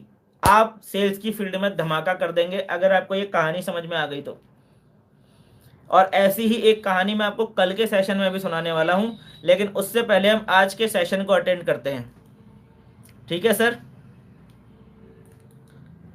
सर ये चेयर और नीचे नहीं हो सकती, और अगर मैंने कैमरे को और पीछे किया तो कैमरा पीछे की तरफ चला जाएगा, तो थोड़ा सा एडजस्ट कीजिए, क्योंकि मेरी आदत है कैमरे के नज़दीक आकर बात करने की। आई फील मोर कंफर्टेबल जब मैं कैमरे के नज़दीक आकर बात करता हूं ना। चलिए, तो आज है डे 2। पहला टॉपिक, ज्यादा प्रोडक्ट्स कैसे बेचें, है ना? ज्यादा प्रोडक्ट कैसे बेचें? सर एक आध प्रोडक्ट या एंट्री प्रोडक्ट बेच दिया, चलो एक बात है, लेकिन ज्यादा प्रोडक्ट्स कैसे बेचें? क्या कर सकते हैं हम प्रोडक्ट ज्यादा बेचने के लिए? कुछ टेक्निक्स या कुछ फंडे ऐसे हो सकते हैं क्या कि जो आदमी 2000 का प्रोडक्ट ले रहा है उसको हम किसी तरीके से समझा के, या उसका थोड़ा सा हम दिमाग की बत्ती जला के थोड़ा सा उसको और ज़्यादा अच्छे से क्लियर करके थोड़ा सा और उसको एक आध प्रोडक्ट और उसको रिकमेंड कर सकें, ताकि उसी का अल्टीमेटली ज़्यादा फायदा होगा। तो ऐसा हम क्या कर सकते हैं? तो यहाँ पर देखना होगा ज़्यादा प्रोडक्ट्स कैसे बेचें, नए कस्टमर्स को ज़्यादा प्रोडक्ट कैसे बेच सकते हैं, और जो पुराने कस्टमर्स हैं उनको ज़्यादा प्रोडक्ट्स, जो हमारे पहले से कस्टमर बने हुए हैं उनको ज़्यादा प्रोडक्ट्स कैसे बेच सकते हैं, थोड़ा सा देखते हैं। यहाँ पर आता है पॉइंट, यहाँ पर 3 पॉइंट हैं जो हमको समझने हैं। Point number 1, offers. आप नए कस्टमर्स को, जो भी आपका एंट्री प्रोडक्ट जो व्यक्ति ऑलरेडी यूज़ कर रहा है, नया कस्टमर है, एंट्री प्रोडक्ट ले चुका है, तो आप उसे जो इस समय ऑफर्स चल रहे हैं, ऑफर्स की जानकारी दे सकते हैं, या आप अपनी तरफ से, अपने एंड से, लीडर्स के एंड से जो ऑफर्स चलते हैं वो ऑफर्स के बारे में बता सकते हैं कि सर अगर आप अगले 3 दिन के अंदर ये प्रोडक्ट लेते हैं तो यहाँ पर अभी जो है वीकेंड धमाका चल रहा है, या आप यहाँ पर मंगलवार का कुछ ऐसा धमाका सेल चल रही है, ये अभी जो है 3 दिन का जो है ये धमाका पीरियड चल रहा है। इस तरह का कुछ ऑफर कुछ बता के आप सामने वाले को ज़्यादा प्रोडक्ट लेने के लिए बात कर सकते हैं, पहला पॉइंट। दूसरा पॉइंट आता है before and after products. Before and after products आप बता सकते हैं कि सर ये जो आपको जो प्रोडक्ट मिल रहा है, ये प्रोडक्ट आपके लिए तब ज़्यादा बेनिफिशियल होगा जब आप पहले ये वाला प्रोडक्ट यूज़ करें देन आप इस प्रोडक्ट को यूज करें, और इस प्रोडक्ट को यूज करने के बाद आप लास्ट में ये वाला प्रोडक्ट यूज करें। तो ये जब एक सीक्वेंस बनेगा इन प्रोडक्ट्स का, तब आपको एक्चुअल में ज्यादा बेनिफिट होगा, क्योंकि मुद्दा सिर्फ बॉडी के एक पार्ट को ठीक करने का नहीं है, पूरे ऑल ओवर बॉडी की सर्कुलेशन को ठीक करने का है। जैसे जब हम किसी व्यक्ति के मान लीजिए पेट में काफी समय से समस्या चल रही है और पेट में गैस वैस बनती है और अच्छे से जो है क्लीनिंग नहीं हो पा रही है, तो हमने उस व्यक्ति को क्या दिया, हमने उस व्यक्ति को फाइबर भी दे दिया साथ में। फाइबर तो दिया ही दिया, क्योंकि फाइबर देने से क्या होगा, उस व्यक्ति को फाइबर से क्या होता है, डाइजेशन उसका पहले से बेटर होगा। लेकिन उसके साथ साथ हमने फाइबर के साथ साथ उस व्यक्ति को एक एलोवेरा जेल दे दिया, या कुछ और डिटॉक्स करने के लिए, इंटेस्टाइन की क्लीनिंग करने के लिए कुछ और प्रोडक्ट दे दिया, है ना। तो हमने क्या किया, हमने बता दिया कि सर पहले ये प्रोडक्ट यूज करिए, देन आप ये वाला प्रोडक्ट यूज करिए, देन आप ये वाला प्रोडक्ट, पूरा एक सीक्वेंस, पूरा एक सेट ऑफ प्रोडक्ट्स बनाकर दे दिया। तो उससे क्या होगा, ज्यादा प्रोडक्ट्स सेल होंगे, ठीक है ना, बिफोर एंड आफ्टर वाले प्रोडक्ट्स। देन आप उसके बाद तीसरा टेक्निक क्या अपना सकते हैं, ज्यादा प्रोडक्ट सेल करने के लिए दो या दो से ज्यादा प्रोडक्ट्स का आप एक ग्रुप बना सकते हैं, एक कॉम्बो बना सकते हैं for better customer experience and results. जैसे आप फेस वॉश के साथ में फेस स्क्रब ऐड कर सकते हैं कि सर ये फेस स्क्रब भी इसके साथ में, आप फेस वॉश तो ले रहे हैं, फेस वॉश के साथ में आप ये स्क्रब भी ऐड करिए। तो आदमी ने स्क्रब भी ऐड कर लिया, आपने साथ में एक मॉइस्चराइजर भी दे दिया। आपने बोला सर आप शेविंग करते हैं तो ये एक आफ्टर शेव भी आप इसके अंदर रखिए। तो आपने क्या किया, एक जो है पूरा का पूरा एक ग्रूमिंग प्रोडक्ट्स का एक आपने किट जैसा सामने वाले को बना दिया। मेंस ग्रूमिंग का एक किट जैसा बन गया, वुमेन्स ग्रूमिंग का एक अलग सा किट बन सकता है। तो आपने क्या किया, दो या दो से ज्यादा प्रोडक्ट्स का एक आपने ग्रुप बना दिया। तो इससे क्या होता है, वो पूरा का पूरा ग्रुप जब आप सेल कर रहे हैं तो ऑटोमेटिकली आपकी सेल बढ़ रही है, ठीक है। तो ज्यादा प्रोडक्ट्स जब भी हमको बेचने हैं तो हमें ये टेक्निक्स अपनानी है, ऑफर्स का इस्तेमाल करना है। बिफोर एंड आफ्टर प्रोडक्ट्स की आपके पास में जानकारी होनी चाहिए कि भाई अगर ये वाला प्रोडक्ट देने की जरूरत है तो इससे बिफोर में और इसके आफ्टर में कौन सा प्रोडक्ट देना सही रहेगा, ताकि इसको ज्यादा बेहतर परिणाम भी मिले, है ना। हम अल्टीमेटली ये भी तो चाहते हैं ना कि हमारा जो प्रोस्पेक्ट है वो उसको ज्यादा बेहतर परिणाम मिले। तो before and after products add कर सकते हैं। और तीसरा क्या कर सकते हैं, ग्रुप ऑफ प्रोडक्ट्स, दो या दो से ज्यादा प्रोडक्ट्स का एक ग्रुप बना सकते हैं, जिससे कि अल्टीमेटली कस्टमर का जो एक्सपीरियंस है और जो रिजल्ट्स हैं वो पहले से ज्यादा बेहतर रहें, ठीक है। तो इस तरीके से हम ज्यादा प्रोडक्ट बेच सकते हैं। इसके अलावा जो ओल्ड कस्टमर्स हैं उनके साथ में भी हम ये सारी चीजें कर सकते हैं, लेकिन कुछ और चीजें हैं, जैसे ऑफर्स, ऑफर्स हम उनको भी दे सकते हैं, है ना। धमाका सेल हो गई, ये वाली सेल हो गई, वो वाली सेल हो गई, मंथ एंड सेल हो गई, मंथ स्टार्टिंग सेल हो गई, वीकेंड सेल हो गई, सेकेंड सैटरडे सेल हो गई, संडे धमाका हो गया। इस तरीके से हम कुछ ना कुछ ऑफर्स दे सकते हैं। और ओल्ड कस्टमर्स में एक बढ़िया आप तरीका अपना सकते हैं, फैमिली मेंबर्स को इंक्लूड कर सकते हैं। पहले व्यक्ति ने अपने लिए लिया, अब आप फैमिली मेंबर्स को भी प्रोडक्ट रिकमेंड कर सकते हैं, क्योंकि घर के अंदर एक सेटिस्फाइड कस्टमर है तो बाकी लोगों के लिए प्रोडक्ट रिकमेंड करना आपके लिए इजी हो जाता है। तो फैमिली मेंबर्स को इंक्लूड कीजिए, कोशिश कीजिए कि अगर फैमिली में 5 या 6 लोग हैं तो हर एक मेंबर के लिए कुछ ना कुछ प्रोडक्ट आपके बकेट में होना चाहिए, आप उनको देकर आए। समझ में आ गया ना। तो ये आप जो है फैमिली को इंक्लूड कर सकते हैं, तो इससे आपके ज्यादा प्रोडक्ट सेल होंगे। तीसरा आप क्या कर सकते हैं, जो भी आपके नए लॉन्च प्रोडक्ट होते हैं, क्योंकि कंपनीज टाइम टू टाइम पे नए प्रोडक्ट्स लॉन्च करती रहती हैं, तो जब भी कोई नया प्रोडक्ट लॉन्च होता है तो मेक श्योर कि जितने भी आपके पुराने रिटेल कस्टमर्स हैं सबको जाके आपने प्रोडक्ट का 1-to-1 जाके आपने सबको प्रोडक्ट का डेमो और प्रेजेंटेशन जरूर देना है। तो उससे क्या होगा, आपके नए प्रोडक्ट्स की एक मार्केट के अंदर एक डिमांड पैदा हो जाएगी, वहां से आपके प्रोडक्ट्स ज्यादा सेल होने शुरू हो जाते हैं। अभी यहाँ पर बलदेव साहू सर ने लिखा हुआ है, सर मैंने यही किया था, पहले ये लेना है फिर ये लेना है। जी हाँ, यही तो करना होता है ना, कुछ अलग थोड़ी करना है। जो पहले से सक्सेसफुल नेटवर्कर्स हैं, जिनका बहुत तगड़ा रिटेल कस्टमर बेस है, वो भी तो यही करते हैं, वो कुछ अलग थोड़ी करते हैं, वो कुछ अलग नहीं करते और हमें भी कुछ भी अलग करने की जरूरत नहीं है। ये पूरी प्रक्रिया के दौरान जो सबसे महत्वपूर्ण व्यक्ति है वो है आप, हम जो होते हैं, हम सबसे महत्वपूर्ण व्यक्ति होते हैं इस पूरी प्रक्रिया के दौरान। हम इस प्रक्रिया को सही करें या गलत करें, अगर हम इस प्रक्रिया को गलत करते हैं तब तो बिल्कुल भी परिणाम नहीं आने वाले, वो तो बिल्कुल तय है। लेकिन जब हम इस प्रक्रिया को सही कर रहे होते हैं तब सही प्रक्रिया और हमारा बॉडी लैंग्वेज, बात करने का तरीका, हमारा एटीट्यूड, हमारा व्यवहार भी सही होना चाहिए। और वो जो अभी मैंने LIC एजेंट वाली कहानी सुनाई, वो हमें कभी नहीं भूलनी चाहिए। हमारा व्यवहार ऐसा होना चाहिए। कोई ज़रूरी नहीं है कि किसी व्यक्ति के साथ आपने आज अच्छा रिलेशन बनाया है तो आज ही आपको वहाँ से रेस्पॉन्स आए। वो 5 साल की बच्ची, उसको मोटिवेट किया था। 5 साल की बच्ची जब वो थी तब मोटिवेट किया था। और उसके 15 साल के बाद जब वो 20 साल की हो गई, ग्रेजुएशन कर लिया और एक मल्टीनेशनल कंपनी में जाके जॉब लग गई उसकी, तब जाके वो उनकी कस्टमर बनी। इतना फर्क होता है। आप इस बिजनेस में लाइफ टाइम के लिए आए हैं ना, तो जिन लोगों को आज आप छू रहे हैं उनमें से बहुत सारे लोग 6 महीने के बाद आपके साथ आएंगे, कोई 1 साल 2 साल के बाद आपके साथ आएंगे। वो कब आएंगे? जब आप उनके साथ में अच्छा रिलेशन बनाकर रखेंगे। तो महत्वपूर्ण चीज हमेशा घूम फिर के आप देखेंगे बात एक ही जगह पर आ जाती है। अच्छा रिलेशन जो लोग बनाते हैं मार्केट में, वो लोग कभी भी मार नहीं खाते, वो कभी भी फेल नहीं होते।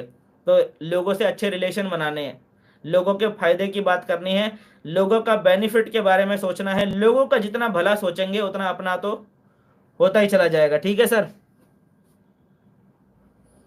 आगे चलते हैं इसके अंदर में। अगला एक और महत्वपूर्ण पॉइंट आता है इसमें कि ऑलरेडी दूसरा ब्रांड यूज कर रहे प्रोस्पेक्ट को अपने ब्रांड की तरफ कैसे अट्रैक्ट करें, है ना। महत्वपूर्ण सवाल है कि नहीं है। हमारे बहुत सारे प्रोस्पेक्ट्स होते हैं जो ऑलरेडी कोई ना कोई ब्रांड यूज कर रहे हैं, या वो जिस ब्रांड को हम लेकर जा रहे हैं वही ब्रांड उन्होंने हो सकता है पहले भी किसी और के माध्यम से वो प्रोडक्ट यूज करा हो या एक आध बार खाया हो। तो ऐसे में जो व्यक्ति दूसरा ब्रांड ऑलरेडी यूज कर रहा है, हम क्या करें, हमें क्या, हमारी अप्रोच या हमारी स्ट्रेटेजी क्या होनी चाहिए जिससे कि वो हमारी तरफ अट्रैक्ट हो पाए। ठीक है। अब ये प्रोसेस ऐसा नहीं है कि आपको इससे रातों रात रिजल्ट मिल जाएगा, लेकिन अगर आप इस प्रोसेस को समझेंगे तो आपको रिजल्ट पक्का मिलेगा, ये बात तय है। रातों रात मिलेगा ऐसा जरूरी नहीं है, लेकिन अगर आप इस प्रोसेस को समझेंगे, अगर आप इन चीज़ों का ख्याल रखेंगे तो आपको रिजल्ट पक्का मिलेगा। आप उस व्यक्ति को अपना कस्टमर जरूर बना लेंगे, आज नहीं तो कल, नहीं तो परसों, अगर आप इन बातों को ध्यान में रखेंगे। ठीक है। तो अब आप समझना कि हमें क्या करना है। इस प्रॉब्लम से बाहर आने के लिए आपका व्यक्तित्व, आपकी शख्सियत का बहुत बड़ा रोल है। आपको देखना पड़ेगा 4 ऐसी बातें हैं, ये 4 बातों को आपने गौर से ऑब्जर्व करना पड़ेगा। इन 4 बातों में अगर कहीं कोई कमी पहले से है तो आपके लिए वो एक मौका है। ठीक है। तो आपको 4 ऐसी बातें हैं जो अभी मैं आपको बताने वाला हूं, उनको आपने ध्यान से देखना है। अगर वहां पे कोई कमी है तो वो आपके लिए एक मौका बन सकता है एंट्री करने का। तो आपके प्रोस्पेक्ट की रिक्वायरमेंट क्या है, आपको गौर से देखना पड़ेगा। सबसे पहले तो बेटर क्वालिटी प्रोडक्ट्स, कि जो प्रोडक्ट वो ऑलरेडी यूज कर रहा है, किसी और ब्रांड का अगर यूज कर रहा है, तो क्या आपका प्रोडक्ट की क्वालिटी उनके प्रोडक्ट से बेहतर है जो वो पहले से यूज कर रहा है। अगर है, पहले से बेहतर है, तो ये आपके लिए एक मौका है। तो आप सामने वाले व्यक्ति को, अपने प्रोस्पेक्ट को बेहतर क्वालिटी दिखा सकते हैं, प्रोवाइड कर सकते हैं, उनको बता सकते हैं कि सर जो आप प्रोडक्ट यूज कर रहे हैं नो प्रॉब्लम, वो प्रोडक्ट सही है, कोई दिक्कत नहीं है, लेकिन आज आपके पास में मौका है कि आप ये बेहतर प्रोडक्ट यूज कर सकते हैं।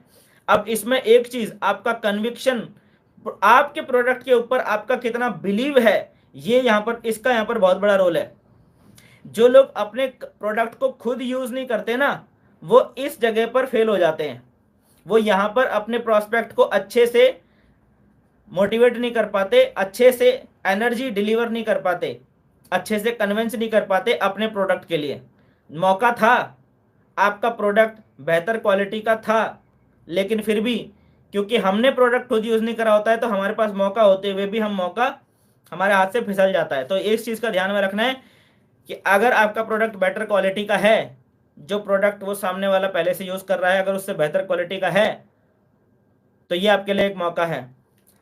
अब कई लोग सोचेंगे सर हमें कैसे पता कि बेहतर क्वालिटी का है या नहीं है। कुछ लोग ऐसा सोच रहे होंगे कि सर हमें कैसे पता चलेगा कि बेहतर क्वालिटी का है कि नहीं है। सर आपको जानने की जरूरत ही नहीं है बेहतर क्वालिटी का है कि नहीं है। आपका प्रोडक्ट, जो प्रोडक्ट वो पहले से यूज कर रहा है, उससे बेहतर क्वालिटी का है या नहीं है, ये आपको जानने की एक्चुअल में जरूरत ही नहीं है। आपको अपनी बात को इतने विश्वास के साथ, इतने कॉन्फिडेंस के साथ, इतने कन्विक्शन के साथ ठोक के बोलने की जरूरत है कि सामने वाले को ये बिलीव हो जाए कि आपका प्रोडक्ट बेहतर क्वालिटी का है। ये मैं आपको बोल रहा हूं, समझे? तो ये पहला आपके पास में तरीका है। ऑलरेडी जो आपका प्रोस्पेक्ट दूसरे ब्रांड को यूज कर रहा है, उसको अपने ब्रांड की तरफ अट्रैक्ट करने का ये पहला आपका तरीका है। इतने कॉन्फिडेंस के साथ, इतने ठोक के, इतने ज्यादा कन्विक्शन के साथ बताओ अपने प्रोडक्ट के बारे में कि आपके प्रोस्पेक्ट को ये बिलीव हो जाए कि आप जो प्रोडक्ट बता रहे हैं वो बेहतर क्वालिटी का है। पहली बात, ठीक है सर। दूसरा पॉइंट, एट्रैक्टिव डिस्काउंट। क्या आप अपने प्रोडक्ट के ऊपर एक बहुत बेहतरीन एट्रैक्टिव डिस्काउंट प्रोवाइड कर पा रहे हैं? अगर कर सकते हैं तो यहां पर भी एक मौका मिल सकता है। हो सकता है कि जिस व्यक्ति से वो पहले प्रोडक्ट ले रहा हो, वो व्यक्ति एमआरपी पे बेच रहा है या एमआरपी से 2 या 3% का डिस्काउंट दे रहा है, तो क्या आप बेहतर डिस्काउंट दे सकते हैं? प्राइस देखिए, क्या आप बेहतर प्राइस में सामने वाले को प्रोडक्ट प्रोवाइड कर सकते हैं? अगर कर पा रहे हैं तो ये एक मौका बनता है आपके लिए, एट्रैक्टिव डिस्काउंट, है ना। एग्रेसिव प्राइसिंग स्ट्रेटेजी कहते हैं इसको, कि क्या आपके प्रोडक्ट की प्राइसिंग जो है वो क्या एग्रेसिव है? अगर है तो ये एक मौका बनता है, ठीक है ना। लेकिन आपको अपनी बात को ना ठोक कर कॉन्फिडेंस के साथ बोलने की जरूरत है। ऐसे लिरबिर करने वाले जो नेटवर्कर्स होते हैं ना, उनके साथ काम नहीं होता है। ठोक के आपका आपके प्रोडक्ट के ऊपर भरोसा एकदम 100% होना चाहिए, ठीक है।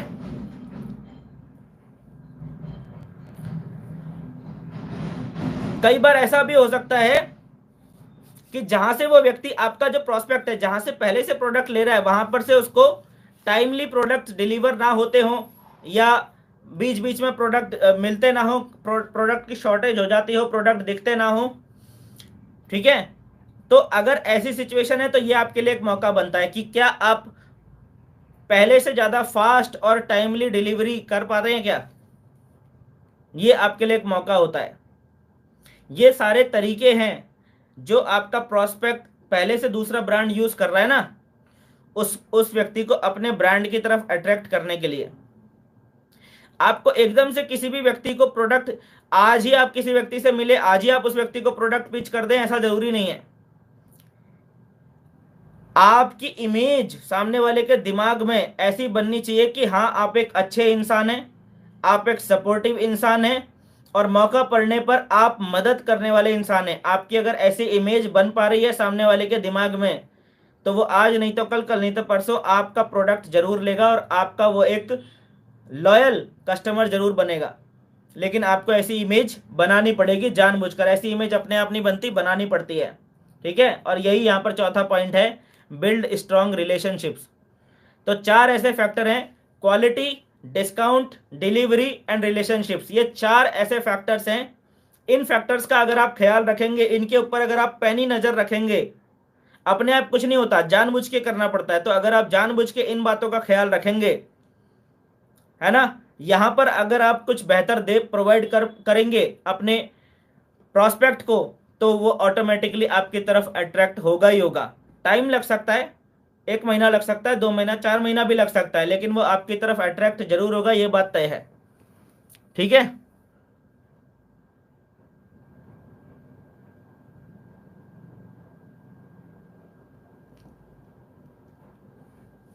रोशन यादव सर पूछ रहे हैं कि सर कौन सा तेल लगाएं जिससे कि बाल ना झड़ें। तो दोस्तों बता दीजिए, कमेंट करके सर को बता दीजिए कौन सा तेल लगाने से बाल नहीं झड़ते, ठीक है। बाल नहीं झड़ना सिर्फ तेल लगाने से ठीक नहीं होता है। बाल झड़ने की जो समस्या है ना, वो सिर्फ तेल लगाने से ठीक नहीं होती है। इसमें कई सारे फैक्टर हैं। पहला जेनेटिकल, दूसरा न्यूट्रिशनल, तीसरा आपकी हैबिट, आप कितना स्ट्रेस लेते हैं, क्या आप प्रॉपर सोते हैं कि नहीं सोते हैं, आपके खाने में न्यूट्रिशन है कि नहीं है। ये सारे फैक्टर्स मिलकर एक डिसाइडिंग फैक्टर बनते हैं कि आपके हेयर फॉल हो रहा है या नहीं हो रहा है, या हो रहा है तो क्यों हो रहा है, बहुत सारे फैक्टर्स होते हैं सर। ठीक है, तो वो सब ध्यान में रखना पड़ेगा। एक्सपर्ट जो लोग हैं, एक्सपर्ट लोगों से सलाह लेकर, एक्सपर्ट लोगों के सुनकर उनको फॉलो कीजिएगा। ठीक है सर। सिर्फ बाहर से तेल लगाने से क्या होगा, जब अंदर शरीर में न्यूट्रिशन नहीं है, नहीं जा रहा है प्रॉपर न्यूट्रिशन, तो बाहर से सिर्फ स्कैल्प के ऊपर तेल लगा लेने से क्या होगा, थोड़ा सा अंदर तक एक आध बूंद तेल अंदर तक जाएगा वो, और क्या होगा उससे।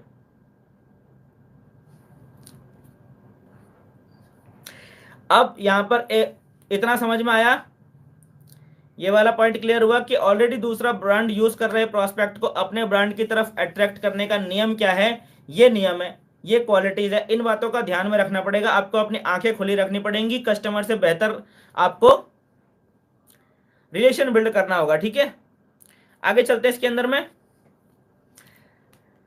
अब सर, अब यहां पर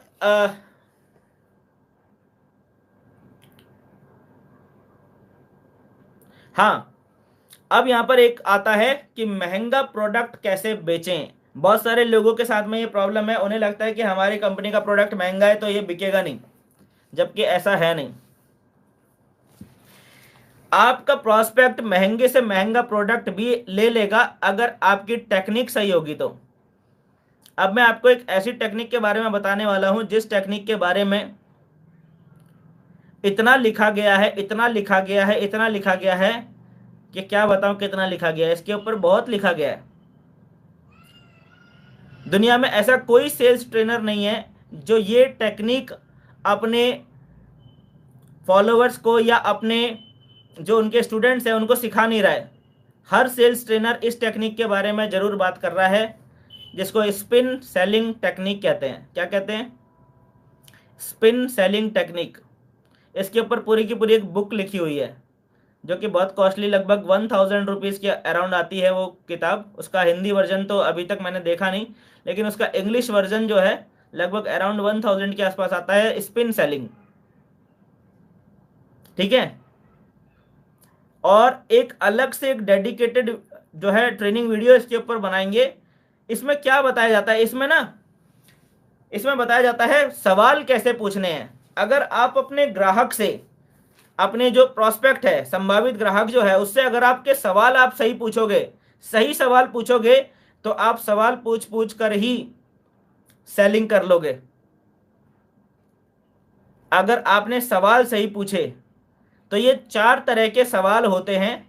ये 4 तरह के सवाल अगर आपको पूछने आ गए अपने प्रोस्पेक्ट से, तो आप स्पिन सेलिंग में माहिर हो जाएंगे। और अगर आप स्पिन सेलिंग में माहिर हो गए तो आप अगर 10 लोगों के सामने बैठेंगे तो 10 के 10 को आप प्रोडक्ट सेल कर देंगे।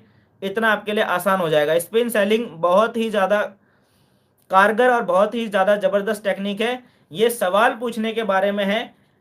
एस का मतलब होता है सिचुएशन क्वेश्चन, इसमें SPIN, एस का मतलब होता है सिचुएशन क्वेश्चंस, पी का मतलब होता है प्रॉब्लम क्वेश्चंस, आई का मतलब होता है इम्प्लीकेशन क्वेश्चंस, और एन का मतलब होता है नीड पे ऑफ क्वेश्चंस। इसमें जो सबसे पहले जो सिचुएशन क्वेश्चंस हैं उसको अगर हम बात करें, सिचुएशन क्वेश्चन सबसे पहले हम क्या करते हैं, आपका जो प्रोस्पेक्ट होता है उससे हम सिचुएशन क्वेश्चंस पूछते हैं। सिचुएशन क्वेश्चंस माने कि अभी उसकी करंट सिचुएशन क्या चल रही है, ताकि हम इन क्वेश्चंस का मतलब ये होता है कि इन क्वेश्चंस के आधार पे हम आज की करंट सिचुएशन जो है उस व्यक्ति की, उस करंट सिचुएशन के बारे में फैक्ट्स, डाटा इकट्ठा कर रहे होते हैं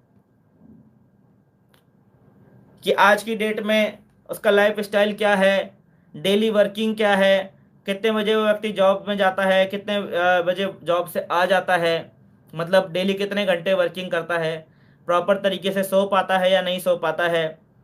इस तरह के सवाल हम पूछते हैं। और ये सवाल पूछते वक्त आपने एक चीज़ का ध्यान में रखना है कि इतने सारे सवाल भी नहीं पूछ लेने कि सामने वाला इरिटेट हो जाए कि यार ये इतना मेरे बारे में जानने के लिए इतना क्या उत्साहित हो रहा है ना।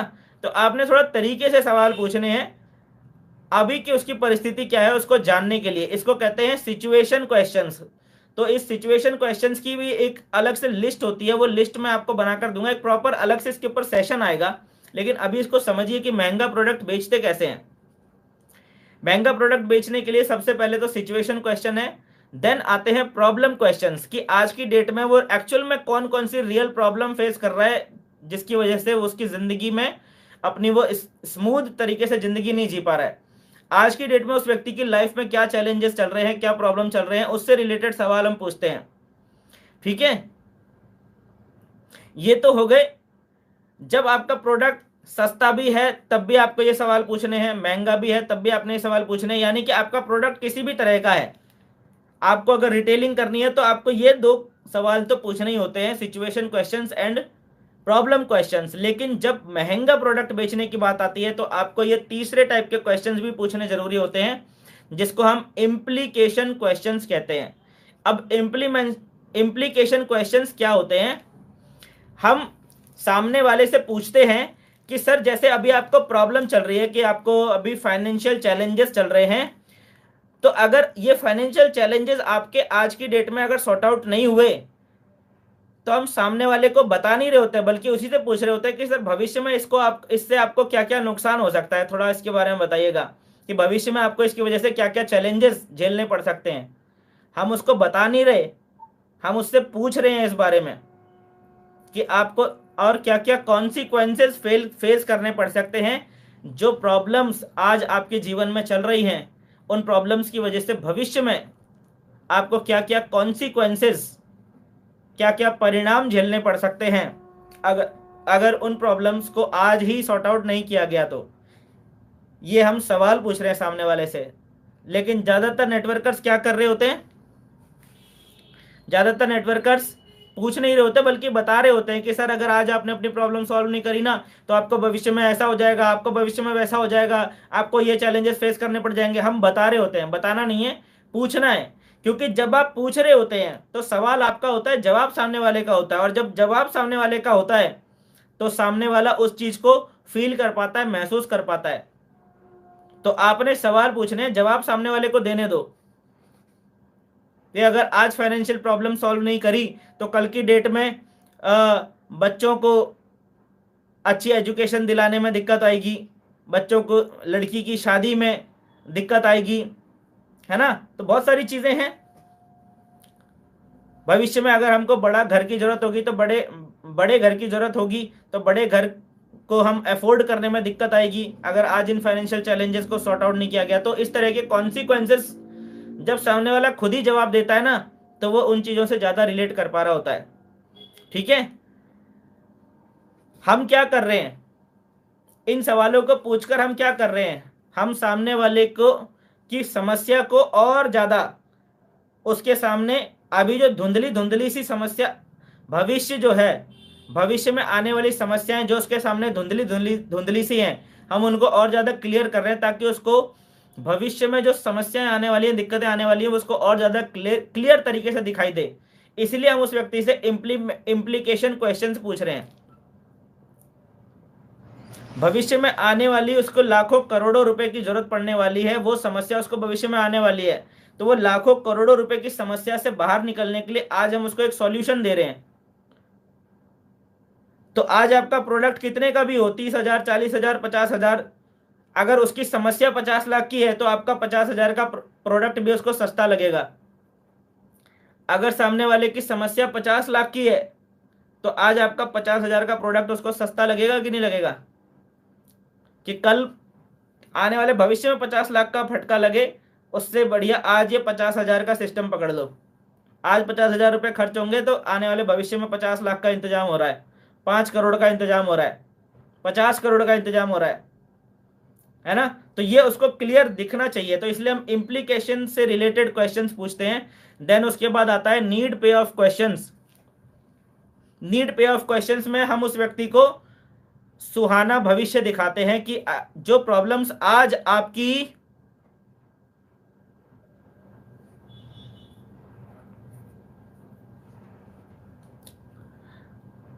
मैं बोलना चुप हो जाऊं क्या?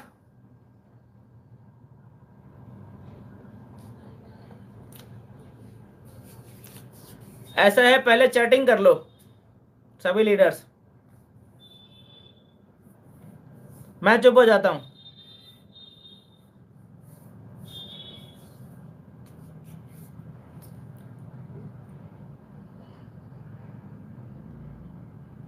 ठीक है सर।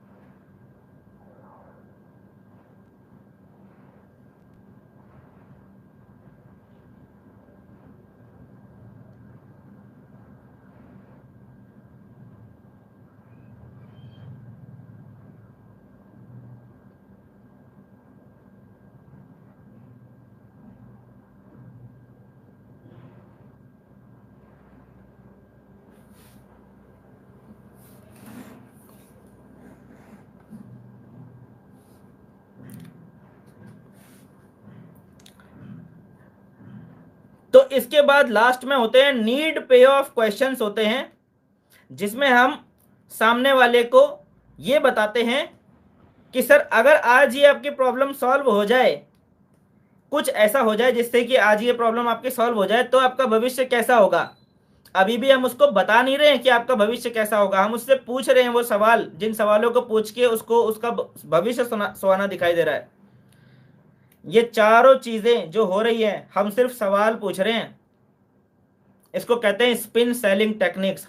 हम जवाब दे ही नहीं रहे हैं, हम उसको कुछ बता ही नहीं रहे हैं, हम सिर्फ उससे सवाल पूछते जा रहे हैं। तो जिसको ये सवाल पूछने की कला में जो व्यक्ति माहिर हो जाता है ना, महंगे से महंगा प्रोडक्ट भी बेच देता है। कितना महंगा प्रोडक्ट यूज कर रहे हैं आप आज की डेट में? कितना आपकी कंपनी में सबसे महंगा प्रोडक्ट कितने का होगा? 5,000, 7,000, 10,000, 15,000, 20,000, 25,000 का होगा, 50,000 का होगा।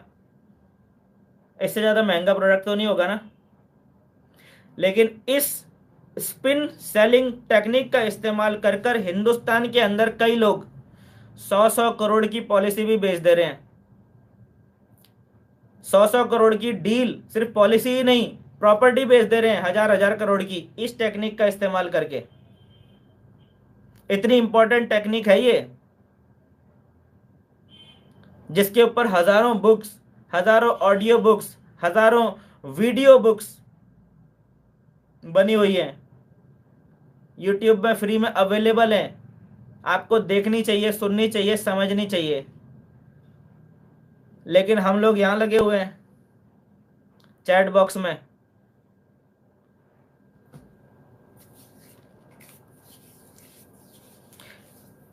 अलग से एक व्हाट्सएप ग्रुप बना लेंगे, उसमें करते रहना डिस्कशन,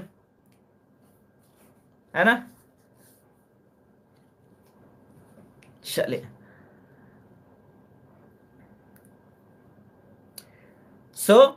अगर आपको महंगा प्रोडक्ट बेचना है तो आपको इस टेक्निक के ऊपर महारत हासिल करने की जरूरत है।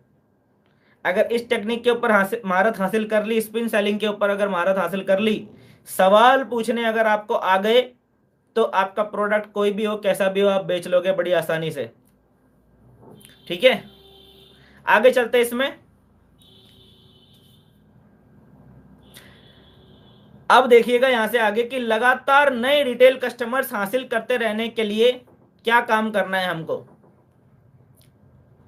जब कोई व्यक्ति बिगिनर स्टेज के ऊपर है, ठीक है, अभी आपने क्या किया, 10 रिटेल कस्टमर बना लिए। अभी आपने जस्ट बिजनेस स्टार्ट किया था, आपने 10 रिटेल कस्टमर बना लिए।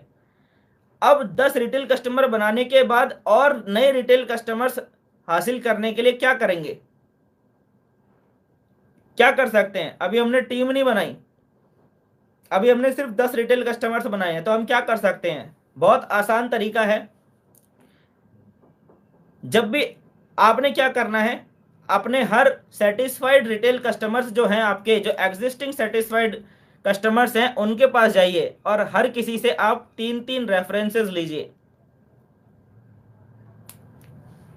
फिर से बता रहा हूं, हर एक प्रॉपर्टी एजेंट जो सेलिंग के बिजनेस में है, हर एक सेल्समैन जो कुछ क्लासिफाइड प्रोडक्ट्स की सेलिंग के बिजनेस में है, insurance advisors, mutual fund advisors, वो सब के सब ये काम करते हैं। वो नेटवर्क क्योंकि नहीं बिल्ड कर रहे होते ना, वो they are not in the business of multi level marketing. और क्योंकि वो मल्टी लेवल मार्केटिंग के बिजनेस में नहीं है, तो वो इस टेक्निक का इस्तेमाल कर रहे होते हैं अपने कस्टमर से ही वो 3-3 4-4 लोगों की रेफरेंसेस मांगते हैं सभी से। अब अगर वो अपने 10 कस्टमर से 3-3 लोगों की रेफरेंस मांगेंगे तो उनके पास कितनी नए रेफरेंसेस आ गई? 30।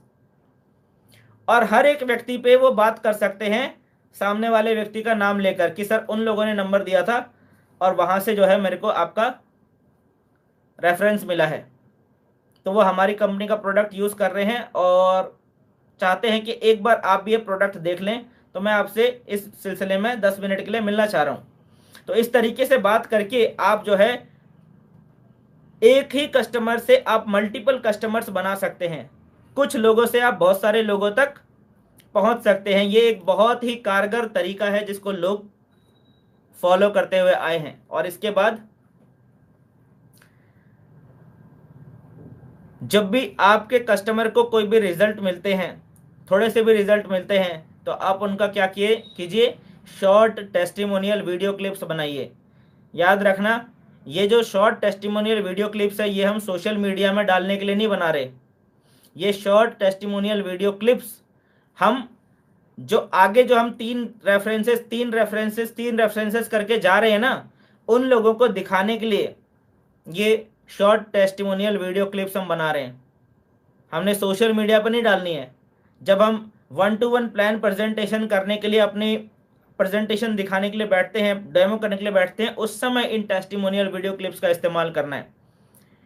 तो जब आप ये दो सिंपल से फंडे अपनाते हैं ना, तो आपको कुछ भी नया, कुछ भी अलग करने की जरूरत नहीं है। आपको लगातार नए रिटेल कस्टमर्स, लगातार नए लोगों से संपर्क में आप आते चले जाते हैं। आपका जो पहिया है वो लगातार घूमता चला जाता है। आपको एक ही कस्टमर से और कस्टमर मिल जाते हैं। हर कोई आपको 3-3 4-4 रेफरेंसेस आपको हर कोई दे सकता है। कुछ लोग तो आपको ऐसे भी मिल जाएंगे जो आपको बोलेंगे कि सर आप हर रोज आना, 3 रेफरेंस लेकर जाना। और जिस व्यक्ति के माध्यम से जो रेफरेंसेस आपको मिल रही हैं, जिस व्यक्ति के माध्यम से जो आपको रेफरेंसेस मिल रही है, आने वाले टाइम में वही व्यक्ति उन्हीं की टीम में सेट करके उनके बिजनेस को आप एकदम से जंप करवा सकते हैं। ये होती है एक स्ट्रेटेजी, एक स्ट्रेटेजिकली टेक्निकली काम करना। जब आपके पास में अच्छे खासे सेटिस्फाइड कस्टमर्स हो जाते हैं, 20-30-25 सेटिस्फाइड कस्टमर्स हैं आपके पास, तो आप उनको एक झटके में डिस्ट्रीब्यूटर बना सकते हैं। तो आपका क्या होगा, कुछ पहले तो आपका कुछ भी डिस्ट्रीब्यूटर बेस नहीं दिखाई दे रहा होगा, लेकिन फिर अचानक से आपको 10-15 दिन के अंदर ही फटाफट सबकी आईडी एक्टिवेशन करवा के सबको आपने रिटेल कस्टमर से अपना डिस्ट्रीब्यूटर बना लिया, तो आपका एकदम से नेटवर्क बूस्ट होता है। अब आपको उनको अलग से समझाना नहीं पड़ेगा, अलग से आपको उनको कुछ सिखाना नहीं पड़ेगा। वो ऑलरेडी इस बिजनेस के रूट में आ जाएंगे बहुत आसानी से। तो ये काम हम करते हैं रिटेल के अंदर। जब हमको रिटेलिंग में मास्टरी करनी है, जब हमको रिटेलिंग में आगे बढ़ना है, तो ये सारे काम हमको करने की जरूरत है। अभी आपको यहाँ तक आपको सब लगभग सारी चीज़ें, लगभग हर तरह के डाउट के ऊपर यहाँ पर बात कर ली है। ज़्यादा प्रोडक्ट कैसे बेचें, महंगा प्रोडक्ट कैसे बेचें, और दोबारा प्रोडक्ट कैसे बेचें, और बहुत सारे सवालों के ऊपर ऑलरेडी लगभग हर तरह का सवाल जो होता है कि एमआरपी पे प्रोडक्ट कैसे बेचें, है ना, हर तरह के सवाल के ऊपर अब यहाँ पर बात हो चुकी है। और डे 2 के अंदर यही मकसद था कि डे 2 एंड होते होते हर तरह के सवाल के ऊपर बात हो जाए कि जो भी सवाल हैं रिटेलिंग से रिलेटेड सबके ऊपर बात हो जाएगी। अब यहाँ पर डे 2 खत्म हो जाएगा, this is the end of day 2। लेकिन ये जो डे 2 है ना, ये ट्रेनिंग का एंड नहीं है। अब यहाँ से जब डे 3 की ट्रेनिंग शुरू होगी, डे 3 इज द मेन, सबसे मेन पार्ट जो इस ट्रेनिंग का है वो है डे 3। मुझे नहीं पता डे 1 में कितने लोगों ने सीरियसली सुना, कितने लोगों ने सीरियसली नहीं सुना। मुझे नहीं पता डे 2 में कितने लोगों ने सीरियसली सुना या कितने लोगों ने सीरियसली नहीं सुना। लेकिन डे 3 इस ट्रेनिंग का पूरा टर्निंग पॉइंट। डे 3 इस ट्रेनिंग का सबसे ज़्यादा मोस्ट इंपॉर्टेंट डे होने वाला है, क्योंकि उसमें रीपर्चेजिंग के ऊपर बात होने वाली है। कस्टमर बनाना एक बात है, अब कस्टमर को रिटेन करके कैसे रखा जाएगा, इसके ऊपर डिटेल में बात होने वाली है। एज अ नेटवर्कर आपकी क्या जिम्मेदारी होनी चाहिए, आपका क्या रोल होना चाहिए। एज अ नेटवर्कर आपका एटीट्यूड, आपका बिहेवियर कैसा होना चाहिए, आपके कस्टमर के प्रति आपकी जिम्मेदारी को आपने किस तरीके से, किस हद पे जाके निभाने की जरूरत है, ये आपको चीजें गहराई से कल के सेशन में, डे 3 के सेशन में इसके अंदर में आपको बताई जाएंगी, जो कि बहुत ही ज्यादा इंपॉर्टेंट होने वाला है कल का सेशन। तो मेक श्योर आज के सेशन में जो चीजें आपको बताई गई उन्हें इम्प्लीमेंट करना है बिजनेस के अंदर में। एक एक पॉइंट इंपॉर्टेंट है, छोटे से छोटा पॉइंट इंपॉर्टेंट है, सारी बातें इंपॉर्टेंट है, तो इनको फॉलो कीजिएगा सभी लीडर्स। और डे 2 यहीं पर एंड है, अब बात आएगी डे 3 के अंदर। और डे 3 मैं फिर से बता रहा हूं, बार बार बता रहा हूं, क्योंकि मैं चीजें बार बार रिपीट करके इसलिए बताता हूं ताकि आदमी के दिमाग में सेट हो जाए। डे 3 को किसी हालत में मिस नहीं करना है, किसी हालत में नहीं, क्योंकि day 3 is the main part. क्योंकि एक बार किसी को प्रोडक्ट बेच देना एक बात है, अब हम उसके ऊपर बात करेंगे कि जो हमारे कस्टमर्स हैं उनको लॉयल कैसे बनाया जाए, उनको लगातार किस तरीके से उनको हैंडल करें कि वो लगातार हमारे साथ बने रहें सर। ठीक है, परमानेंट। अभी तक हमने रिटेल कस्टमर के ऊपर बात करी, कल हम बात करेंगे परमानेंट रिटेल कस्टमर के ऊपर। बहुत अच्छी बात लिखी सर आपने। सो ये है आज का सेशन।